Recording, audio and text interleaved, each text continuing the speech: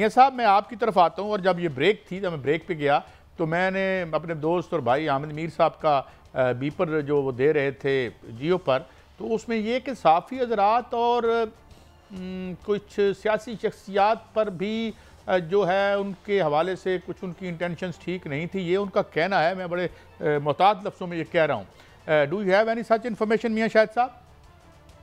जी बिल्कुल कायद साहब, जो मैंने चार्जशीट बयान की थी उसमें भी ये चीज़ मौजूद है और मैंने भी बड़े मोहतात अल्फाज में ये बयान किया कि कुछ शख्सियात के हवाले से उनके इरादे अच्छे नहीं थे। ये बिल्कुल जो उन पर इल्ज़ाम है और इसके अलावा बहुत से इल्ज़ामात हैं जिसकी तहकीकात जो हैं वो हो रही हैं और वो कोर्ट मार्शल के दौरान जो है वो भी एविडेंस जो है वो डिफेंस कौंसल जो है वो लाएंगे सामने।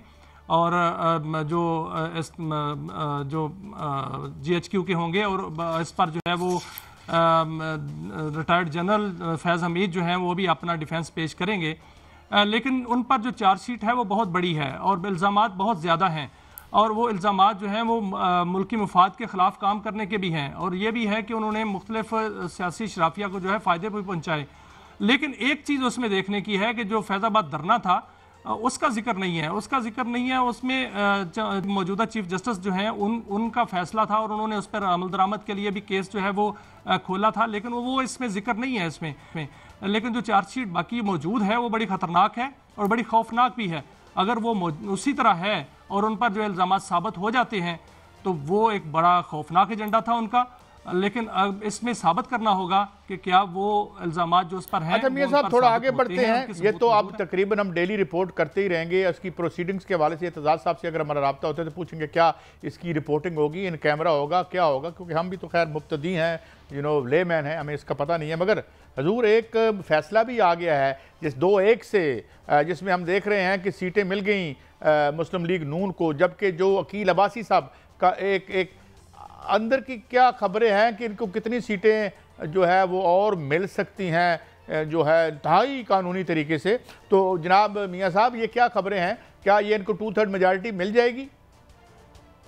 कायद साहब, ये एक हुकूमत का बी प्लान है। एक तो ये प्लान ये था कि हमने अमल दरामद नहीं करना सुप्रीम कोर्ट के फैसले पे, ये तो सामने बात है, हुकूमत की क्लियर कट है कि हुकूमत ने अमल दरामद नहीं करना। वो एक कानून में तरमीम भी ले आए हैं। मैं माफ़ी चाहता हूँ, मुझे एतजाज़ है साहब ने दोबारा ज्वाइन किया है आपको, यानी शुक्रिया, माफ़ी चाहता हूँ हमारा राब्ता कुछ ना हो पाया। सवाल मेरा यही है कि इसकी रेमिफिकेशंस क्या कोई पॉलिटिकल भी होंगी जनाब एतजाज़ हसन साहब? ये जो केस अब चल पड़ा है,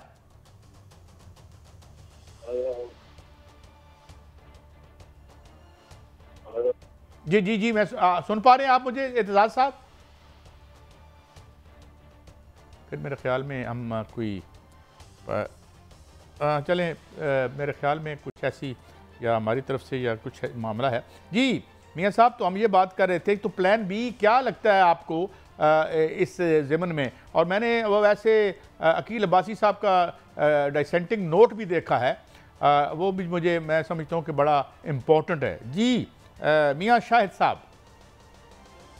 कायद साहब देखिए, ये प्लान भी पहले से था और उस पर जो है लाहौर हाई कोर्ट का फैसला आ गया और उसके बाद ये इसमें रुकावट पड़ गई। लेकिन अब आज का फैसला जो है वो प्लान बी को जो है वो आगे बढ़ाने के लिए हुकूमत के लिए मददगार साबित होगा। और हुकूमत ने ये फैसला जो प्लान बनाया हुआ है वो ये है कि 3 सीटें ये हैं जो आज मिल गई हैं और 5 और हल्के हैं जो कि हुकूमत जो है उनको उम्मीद है कि वो भी हमारे पलड़े में आ जाएंगे और ये 8 सीटें हो जाएंगी। इसको अगर देखा जाए तो इसमें अगर ये मिल जाती हैं हुकूमत को तो हुकूमत के पास जो है वो 216 सीटें जो हैं वो हो जाएंगी। 216 नंबर हुकूमती जो इत्तेहाद का हो जाएगा और 224 चाहिए 2/3 के लिए।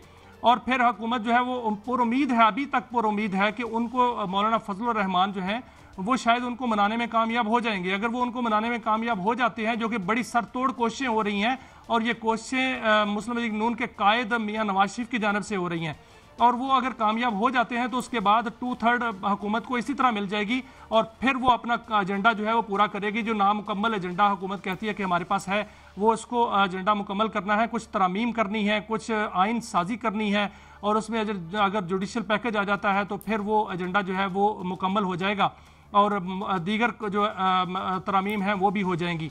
ये हुकूमत का प्लान बी है जो कि मुकम्मल होने की तरफ गामजन है और हुकूमत बड़ी पुरुम्मीद है कि उनको सीटें भी मिल जाएंगी और मौलाना फजलुर रहमान को भी मनाने में कामयाब हो जाएंगे। देखें मौलाना फजलुर रहमान जो हैं वो मानते हैं, किसकी मानते हैं, क्योंकि मियां नवाज शरीफ जो है वो अपने निजी महफिलों में दावा कर रहे हैं कि मैं उनको मना लूँगा, और देखें अगर वो मान जाते हैं तो हुकूमत का ये एजेंडा मुकम्मल हो जाएगा। कैसा? अच्छा, ये एक और भी बात बताइए कि चीफ जस्टिस साहब का नोटिफिकेशन इससे तो पहले जब काजी फाइज साहब का तो खैर 3 महीने पहले आ गया था, तो ये इसमें कोई डिले की क्या वजह आपको नजर आती है? देखिए सर, रवायत तो हुकूमत डाल चुकी है काजी साहब। जो चीफ जस्टिस काजी फाइज हैं 85 दिन पहले उनका नोटिफिकेशन हुआ था, और उस वक्त इरफान कादर कहते थे कि इफ्तिखार मोहम्मद चौधरी साहब जो है उनका 5 माह पहले हो गया था, और इत्तेजाज अहसन साहब ने उस पर जो है मुखालफत की थी। उन्होंने कहा था ये रवायत अच्छी नहीं है, लेकिन जो साबिक चीफ जस्टिस उमर अता बंदियाल हैं उनका 14 दिन पहले हुआ था। तो अगर हुकूमत अपनी रवायत डाल चुकी है ये, तो फिर उनको अब भी जो है वो नोटिफिकेशन पहले कर देना चाहिए। लेकिन हुकूमती जो जोमा है, मैं एक और बात आपसे पूछना चाहता हूँ, एक और बात जो पीछे भी हमारी आपकी बारी बात होती रही है। आप कह रहे हैं ततीर का अमल भी शुरू होगा। ततीर का अमल जो है उसमें कोई भी यानी कोई एक्सेप्शन नहीं होगी, अक्रॉस दी बोर्ड होगा। अक्रॉस दी बोर्ड होया तो शायद मैं ही अंदर हो जावा, तो मगर यहाँ होता ऐसा नहीं है, क्योंकि ये अपने एजेंडे पूरे कर रहे हैं। ये एजेंडे जो तो धरे रह जाएंगे ना। अगर ततीर वाकई होनी शुरू हो गई तो तुहानू भी पता, तो मैंने भी पता कि मैं कितना दयानतदार इंसान हाँ जनाब, या और मैंने कैसी अपनी ज़िंदगी गुजारी है हुकूमत में जनाब मियाँ साहब।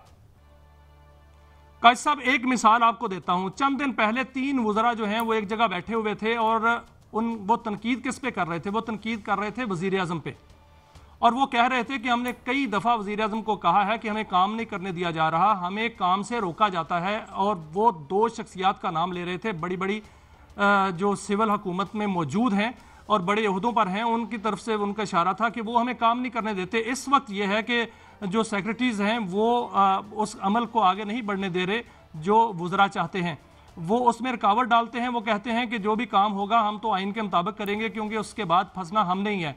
तो वज़रा जो है वो समझते हैं कि हमें काम नहीं करने दिया जाता, और उस पर वो गिला शिकवा बाकायदा तौर पर 3 बैठे हुए एक जगह पे सलाह मशवरा कर रहे थे कि हम वज़ीर आज़म को कहते हैं, वज़ीर आज़म हमारी नहीं मानते। तो यही तत्हीर का अमल है काजी साहब। यही है कि जो मैं चाहता हूं वो नहीं होगा, जो मेरी ख्वाहिश है वो नहीं होगा, वो होगा जो आइन और कानून की ख्वाहिश है। उस पर अगर अमल दरामद होना शुरू हो गया तो फिर तत्हीर का अमल जो है वो तो मंतकी इंजाम तक पहुंचेगा ना। तो इस पर काम शुरू हो चुका है, जो अंदर से आवाजें आ रही हैं। चलें ये तो देखेंगे हो रही हैं मियां साहब, हम देखेंगे। तत्हीर का अमल तो कुछ नहीं हुआ। मुझे तो वही याद आता है, अदाकार नाना मरहूम पर एक जगह बैठे थे किसी नामुनासिब जगह पे, तो छापा पड़ गया। तो उन्होंने कहा यार जाओ उन्होंने फड़ो, जो ना कुछ नहीं किया, तो वही फड़े जाते हैं अभी तक। तो मगर देखते हैं मुमकिन मुस्तकबिल में कोई अच्छा काम भी हो जाए। अच्छा मियां साहब ये फरमाएं कि ये ततीर का अमल तो होगा, मगर ये जो 40 मगरमच्छ हैं, मुझे माफ़ कीजिएगा कहने का, यानी मैं मुहावरतन कह रहा हूँ, ये इनको तो ये तो पूरी रियासत में भारी हैं भाई। इनको तो कोई हाथ अभी तक तो डालने वाला कोई माई का लाल हमें नज़र नहीं आया। और वो एक वीडियो भी घूमती फिरती है, मैं उसके पर अभी भी कमेंट नहीं करता। किसी आलीशान अमेरिका में जो घर है बिलियंस ऑफ रुपीज़ का, वो भी किसी इस तरह की शख्सियत की तरफ रिफर किया जा रहा है, क्योंकि हमने उस पर अभी तहकीकात कर रहे हैं, किसी का नाम हम कतन नहीं लेंगे। मगर मियाँ साहब उनको अगर हाथ नहीं डाला जाता तो फिर मेरा ख्याल है हाथ जेबों में ही रहने दें। मियाँ साहब काजी साहब देखें, जो 15,000 अरब रुपए से जायद की रकम लूटी गई है वो कहाँ जाएगी? अगर वो लूटी हुई रकम वापस नहीं आती तो फिर मुल्क के अवाम के हालात जो हैं इससे भी बिगड़ जाएंगे। और अभी जो जितना अमल आपने देखा है, हुआ है, सामने आया है, और जो कुछ सामने स्कैंडल जो है वो सामने आ चुके हैं, एक एक बच्चे को पता चल गया है कि IPPs में क्या हुआ, तो क्या ये ऐसे छोड़ दिया जाएगा? ये ऐसे नहीं छोड़ा जाएगा काजी साहब, इसको मंतकी इंजाम तक पहुंचाया जाएगा। क्योंकि देखें, फ्यूल प्राइस एडजस्टमेंट हो, तिमाही एडजस्टमेंट हो, बुनियादी कीमत का इजाफा हो, कैपेसिटी पेमेंट हो, ये हज़ारों अरब रुपया जो है वो अवाम की जेबों से निकाला जाता है।